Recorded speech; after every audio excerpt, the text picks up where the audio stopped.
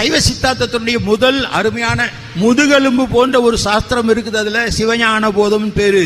சிவம் என்றால் அன்பு, ஞானம் என்றால் அறிவு, போதம் என்றால் போதனை, அன்பை அறிந்து கொள்கின்ற போதனை. அப்ப அதுல சொல்லிருக்குதுங்க, அவன் அவள் அது வேணும் அவை மூவினைமையின் தோற்றிய திதியை ஒடுங்கி மலத்துளதாம் அந்தம் மாதி என்பனார் புலவர். இப்ப சொல்ற வழக்குதான் பாருங்க. அவன் அவள் அது. அவன் என்ற மனிதன், அவள் என்ற மனுஷி, அது என்ற உலகம், அவர்கள் வாழ்வதற்காக படைக்கப்பட்ட உலகம். அவன் அவள் அது என்னும் அவை மூவினைமையின் தோற்றிய திதியே, மூன்று வெவ்வேறு வினைகளினால் உண்டாக்கப்பட்ட நிலைமையிலேயே மலத்து உளதாம், பாவத்தில் வீழ்ந்து விட்டதாம்.